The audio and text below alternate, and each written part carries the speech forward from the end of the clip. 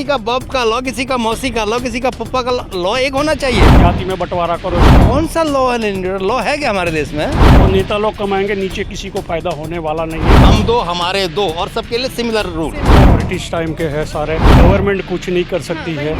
जितने भी हादसे हो रहे हैं लगभग मतलब ये बेरोजगारी के कारण ही मोस्टली हो रहे हैं। खुद को खाने को है नहीं। या तो आप अपने देश का रिस्पेक्ट करो या तो डिक्टेटरशिप। गवर्नमेंट डिपार्टमेंट वाले बहुत लेजी है। तो लॉ है ही नहीं, लॉ बनाना चाहिए। नमस्कार, आप देख रहे हैं जनहित टाइम्स। मैं हूं आपके साथ निशा लखवाल।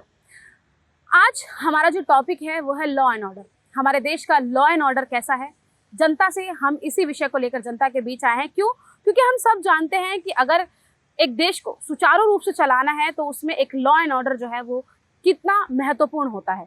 हमारे देश को आगे बढ़ाने के लिए भी और हमारे देश से क्राइम रेट को कम करने के लिए भी हमारी जो कानून व्यवस्था है वो अच्छी होनी चाहिए।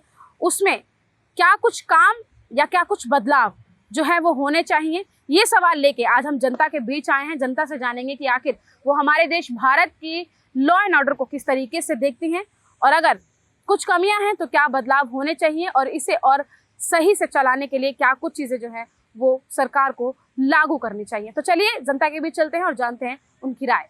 लॉ एंड ऑर्डर जो हमारे इंडिया का है इसको कैसे देखते हैं आप? कौन सा लॉ है? लॉ है क्या हमारे देश में? कौन सा लॉ है? अच्छा, नहीं है लॉ। अरे लॉ होना तो सिमिलर होना ना, सिविल कोड होना, सबके लिए एक होना। हाँ जी। किसी का बाप का लॉ, किसी का मौसी का लॉ, किसी का पप्पा का लॉ एक होना चाहिए। गेहूं खाते हैं ना, उसका कोई जाति नहीं, धर्म नहीं, बिल्कुल। तो ऐसी इंसान का है। तो क्यों इतने फिरके में बांटा हुआ? जब देश आजाद हुआ है, हिंदू विवाह अधिनियम एक्ट लेके आए 1956 में, उसमें सबको तो डाल दिया अलग से कि भाई एक बीबी रखोगे। समझ रहे हैं ना? उसके बाद फ्रीडम दे दिया हमारे इस्लाम वालों के, इनके पास पर्सनल लॉ है। क्यों होना लॉ भाई? लॉ तो सबके लिए एक होना है ना। आज की तारीख में पॉपुलेशन इतनी बढ़ चुकी है, जहाँ पहले गांव थे, हम लोग खेती करते थे, वहाँ जगह नहीं बची है मकान बनाने के लिए, झोपड़ी बनाने के लिए। इतना फैमिली एक्सटेंड हो गया 50 ईयर में। तो ये तो लॉ है ही नहीं। लॉ बनाना चाहिए। सिविल कोड जब तक नहीं आएगा तब तक लॉ है नहीं हमारे हिसाब से। तो नहीं है, बिल्कुल नहीं है। तो क्या सुधार होने चाहिए? क्योंकि क्राइम ग्राफ में कहीं कमी नहीं आ रही है। क्राइम लगा तो देखो, अभी हम सामाजिक, हमारा ताना बाना छिन्न भिन्न होता जा रहा है। सामाजिक तौर पे हम लोग बट गए हैं। एक कल्चर नहीं दे पा रहे हैं बच्चों को। समझ रहे हैं ना मेरी बात को? तो अगर उस पर ज्यादा ध्यान दिया जाए, फोकस किया जाए, plus population control, first need population control. या अगर ये नहीं होगा तो कुछ नहीं हो सकता। हम 140 पहुंच गए हैं, अभी कहाँ जाके रुकेंगे? बिल्कुल, कहाँ जाके ब्रेक लगेगी? आप बताइए ना, आप सर से पूछिए। तो क्या मतलब इसके लिए क्या करना चाहिए? गवर्नमेंट को क्या करना चाहिए? गवर्नमेंट को सिविल कोड लाना चाहिए। हम दो हमारे दो और सबके लिए सिमिलर रूल। एनीबडी जो भी हमारी बाउंड्री के अंदर है, हिंदुस्तान के बाउंड्री, अब तो ये भारत वर्ष हो गया। एक भारत एक कानून, ये कहना चाहिए। एक ही भारत एक ही कानून होना चाहिए। और एक बीबी दो बच्चा, बस। बच्चे दो ही अच्छे। बच्चे दो ही अच्छे। मैं कहता हूँ एक का कानून लिया सरकार तो और अच्छा रहेगा। लेकिन दो भी हों तो नो डिफिकल्टी, कोई प्रॉब्लम वाली बात नहीं है। लेकिन आप हम 4 हमारे 14, वो तो बाबा नहीं चलने वाला ना। कब तक चलाओगे? अच्छा, खुद को खाने को है नहीं, फौज खड़ी कर रहे हो इतनी लंबी चौड़ी। ये बात अटल जी ने कारगिल वॉर के टाइम बोली थी। डिमांड उठी भाई फौज को बड़ा करो। अब आप किसी सिस्टम को चला रहे हो तो किससे चला रहे हो? टैक्सेशन से। आप और हमारा जो जूता खींच रहा है ना, ये इससे फौज की तनख्वाह मिल रही है, इससे हर किसी को, बाबुओं को तनख्वाह मिल रही है जो टेबल पे बैठे हुए कलम घिस रहे हैं, पीढ़ियां फूक रहे हैं। बहुत लेजी हैं। अभी तो काफी कुछ फर्क आ गया है। लेकिन ये गवर्नमेंट डिपार्टमेंट वाले बहुत लेजी हैं। इन पर भी स्क्रू टाइट करने चाहिए इनके। बहुत टाइट तो हो चुके हैं, तो हम मान रहे हैं। मोदी जी के आने के बाद बहुत टाइट हुआ मामला, लेकिन और स्क्रू टाइट होने चाहिए। तो क्या लग रहा है कि 24 में अगर फिर से मोदी गवर्नमेंट आती है तो ये लॉ एंड ऑर्डर टाइट होना चाहिए, करना पड़ेगा। हाँ जी, करना सुचारू रूप से चलेगा। बिल्कुल, इसको चलाना है तो सिस्टम में तो आना ही पड़ेगा। आप सोचोगे ये इधर को पहिया चलेगी, इधर को चले तो गाड़ी नहीं चलेगी ना। दोनों को बराबर डायमेंशन में चलना पड़ेगा और एक स्पीड पकड़ के चलना पड़ेगा। तो ये तो भेदभाव खत्म करना चाहिए। वैसे हमारा देश बहुत ग्रेट है। हम तो महान देश के निवासी हैं, भारतवर्ष। भरत मुनि से इस देश का नाम भारतवर्ष पड़ा है। तो ये बहुत अच्छी बात है। हम तो सबसे अच्छे डेमोक्रेसी में हम जी रहे हैं। लेकिन सुधार की जरूरत है। हाँ, सुधार डेवलप हो पाएगा। बिल्कुल, अरे करना पड़ेगा ना। अब आप कहोगे मेरे आपका अंकल, मैं उसको डैडी क्यों बोलूं? मैं अपने डैडी को डैडी बोलूंगा ना। Religion different matter, law and order different matter. तो इसको मेंटेन करने के लिए सिमिलर लॉ पूरे देश के अंदर एक होना चाहिए। और इसको जल्दी से जल्दी अगर गवर्नमेंट लाने का प्रयास करे तो और अच्छा रहेगा। कानून व्यवस्था यदि हम कहें तो 70% तो अभी बहुत अच्छी हो गई है। गवर्नमेंट काफ़ी काम कर रही है मोदी जी के नेतृत्व में, और थोड़ा बहुत अभी भी बहुत सुधार होना है। अच्छा, हाँ, क्या सुधार होना चाहिए, आपको क्या लगता है? मुझे महिलाओं के लिए देखिए काफ़ी प्रोटेक्ट किया है गवर्नमेंट में, लेकिन फिर भी हादसे हो रहे हैं। हाँ। तो क्यों हो रहे हैं? आप गुजरात कांड ले लीजिए, अभी केरल में हुआ था वो कांड ले लीजिए। एक हमने मूवी बना ली और दर्शकों को बोल दिया, तो अवेयर आप कर रहे हो दर्शकों को, तो मेरा गवर्नमेंट से अपील है कि वो उस चीज़ पर गौर करें और जो भी नियम कानून है बहुत अच्छे से उसका पालन कराए जनता को, क्योंकि कई बार ऐसा होता है कि गवर्नमेंट रूल्स तो बना देती है पर जनता फॉलो नहीं करती है। हाँ। तो उसमें कई बार जो गवर्नमेंट है हम उनको दोष नहीं दे सकते। कुछ हम नागरिकों का भी कर्तव्य है कि हम एक दूसरे को ही अवेयर कराएं। आपको पता है आजकल सोशल मीडिया का वो है दौर चल रहा है। हाँ जी, तो सोशल मीडिया के ज़रिए यदि हम 1 to 1 जिसको बोलते हैं ओरल एड, तो ये चीज़ कर सकते हैं। कुछ महिलाएं ऐसी होती है जिनको कि अथॉरिटीज़ ही नहीं पता कि क्या अथॉरिटीज़ है उनके लिए, क्या सुविधाएं हैं उनके लिए, और वो अपने आप को कैसे सेफ रख सकती हैं। उस चीज़ के लिए जगह जगह मोटिवेशन दे और उनको अवेयर करने की क्लासेस दे। मैं यही कहना चाहती हूँ। अच्छा, हमारे देश में क्राइम लगातार बढ़ रहा है, आप भी देख रहे हैं। इस पे किस तरीके से जो है वो रोक लगाई जाए, और ऐसे कौन से क्राइम हैं टॉप पे जिनको लेके गवर्नमेंट को तुरंत एक्शन लेना चाहिए और उस पे तुरंत जो है वो सजा, जो ये जुर्म कर रहा है उनको सजा मिलनी चाहिए? कौन हम से ऐसे सारी crime? चीज़ों का मुझे एक ही कारण समझ में आता है जो मैं मोस्टली देख रही हूँ, वो है बेरोजगारी। अच्छा। मुझे ऐसा लगता है बेरोजगारी एक ऐसा पॉइंट है जो यदि मतलब हर इंसान के पास यदि काम होगा ना, तो शायद अपने यहाँ थोड़ा क्राइम कम हो जाए, क्योंकि जितने भी हादसे हो रहे हैं लगभग मतलब ये बेरोजगारी के कारण ही मोस्टली हो रहे हैं 99%। अच्छा। मुझे ऐसा लगता है तो ज़्यादा से ज़्यादा कानून व्यवस्था और अच्छी लाई जाए और ज़्यादा से ज़्यादा रोजगार उपलब्ध कराया जाए, मोटिवेशन क्लास दिया जाए, एजुकेशन क्लास दिया जाए। ये सारी चीज़ों में, ये सारे फील्ड में वर्क करके हम बहुत अच्छा एक मतलब कानून व्यवस्था लागू कर सकते हैं, ऐसा मेरा मानना है। देश का लॉ एंड ऑर्डर का बोलूँ मैं तो अभी पास्ट कुछ ईयर्स से काफ़ी इम्प्रूवमेंट हुआ है, लेकिन इसमें बहुत कुछ करने के लिए भी स्पेस है अभी। जैसे अभी सिक्योरिटी का जो सबसे प्रायोरिटी वाला टॉपिक है अभी, कश्मीर दिल्ली भी इतना पहले कभी सिक्योर नहीं था, लोगों में बहुत फियर था पहले, लेकिन आज पब्लिक यहाँ की सोचती है कि नहीं, गवर्नमेंट अच्छा काम कर रही है इस मामले में और काफ़ी इम्प्रूवमेंट हुआ है। बट फिर भी देखा जाए तो बहुत से स्टेट लेवल में और जो लोकल क्षेत्र में है उनमें गुंडागिर्दी और लोकल जो एरियाज़ के लोग हैं उनमें तो काफ़ी वो उनको एक फ्रीडम मिली है, थोड़ा ऐसा लग रहा है।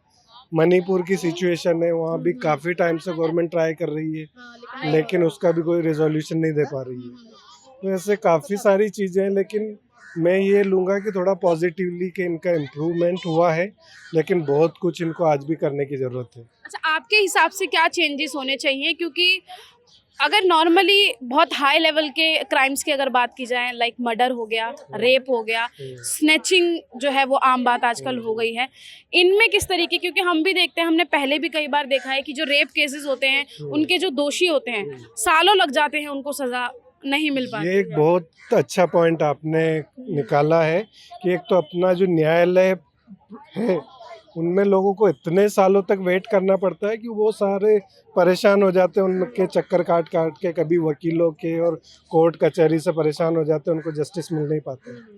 तो सबसे मेन प्रायोरिटी इनकी होनी चाहिए कि एक तो न्याय प्रोसेस को इम्प्रूव करने का, और नेक्स्ट ऐसा होना चाहिए कि जो छोटे लेवल पे भी उनको ट्रैक करने के लिए जो जैसे स्नैचिंग हो रही है, लेडीज़ वुमेन सिक्योर नहीं है, उनके लिए ज़्यादा से ज़्यादा इनको कंप्यूटराइज्ड ये आइडेंटिफिकेशन होने चाहिए इनका, जो भी क्रिमिनल्स हैं उनका, ताकि उनको ऐसा ना हो कि कुछ टाइम के बाद वो छूट जाते हैं और इस थाने में किया, इस क्षेत्र में किया है, वो यूपी में जाके, एमपी में जाके या कहीं भी जाके वो फिर से वापस से नया स्टार्ट कर देते हैं। अच्छा, आपके हिसाब से ऐसे कौन से 2 बड़े क्राइम हैं जिस पे गवर्नमेंट को तुरंत एक्शन लेना चाहिए और तुरंत उस पर कार्रवाई होके फैसला तुरंत लेडीज सेफ्टी एक सबसे इम्पोर्टेंट है आज के लिए, क्योंकि लेडीज़ लोग अभी ये कल्चर है कि नाइट में लेट नाइट तक दे नीड टू वर्क, उनको लेट नाइट जाना है, तो उनके लिए सबसे ज़्यादा सिक्योरिटी यही है कि जो उन पे स्ट्रिक्ट एक्शन होना चाहिए, जो भी आपके, और क्विकली इनको जस्टिस मिलना चाहिए, so that is very important. वैसे तो व्यवस्थाएं सारी ठीक चल रही हैं मोदी जी की कृपा से, कोई दिक्कत नहीं है। बस महिलाओं के लिए थोड़ा ये रोजगार वगैरह गरीब लोगों के लिए इनमें थोड़ी व्यवस्था और करवाई जाए तो ज़्यादा डेवलपमेंट होके अच्छा हो जाएगा। अच्छा, महिलाओं के प्रति जो क्राइम बढ़ रहा है इसको किस तरीके से देखते हैं, और न्याय भी जो है उसको मिलने में भी बहुत देर हो जाती है, जी जी, तो इसमें कितना सुधार होना चाहिए? इसमें आजकल ये जो थोड़ी 2-3 मतलब प्रॉब्लम्स हुई हैं, केरला में हुई है एंड देहरादून वगैरह में जो प्रॉब्लम्स हुई हैं उनमें थोड़ा महिलाओं के लिए स्ट्रिक्ट फॉलो रूल्स जो अपन को गवर्नमेंट को वो तैयार करने चाहिए, तो महिलाओं के प्रति एकदम स्ट्रिक्ट उससे रहना चाहिए। What do you think about the Indian law order? कैसे देखते हैं? See, our lawmakers have been framed. It's a very good law, and it is prevailing now. I think that little bit confusions are there. My friend has spoke to you that the uniform civil code has to be, amended or is to be bring into the nation. I think it can't be now because there are in India we are having separate classes of peoples. Hindus, Muslims, and Christians, and everybody are there. So our lawmakers, so without thinking, this law has not been framed. Because different classes of people are there, no? Some private personal laws are there. So Hindus, Muslims having some personal laws, Christians having some personal law. Of course, in some places, their personal law means regarding their marriage and regarding their devolving of their property rights, all those having their personal laws. As far as the criminal action is concerned, it's a uniformity is here. Whenever any person committed any offense, either Hindu committed any offense or Muslim committed any offense or Christian committed any offense, it will comes under the purview of the Indian Penal Code or CRPC and all those things. Joshi ji, ये बताइए हमारे देश की जो कानून व्यवस्था है ये इस पे आप क्या राय रखते हैं, कैसे देखते हैं इसे? देखो, हमारे कानून है वो ब्रिटिश टाइम के हैं सारे।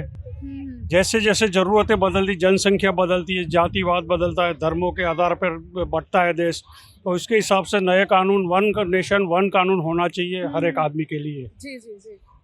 तो जैसे कि आपने एक राय दे दी है कि वन नेशन वन कानून होना चाहिए, बट क्राइम की अगर बात की जाए तो वो अभी भी लगातार बढ़ रहा है, इस पे अंकुश कैसे लगाया जाए? क्राइम को लेने के लिए मुझे इतना पता है कि आप में डिसिप्लिन दो ही चीज़ से आती है, या तो आप अपने देश का रिस्पेक्ट करो या तो डिक्टेटरशिप।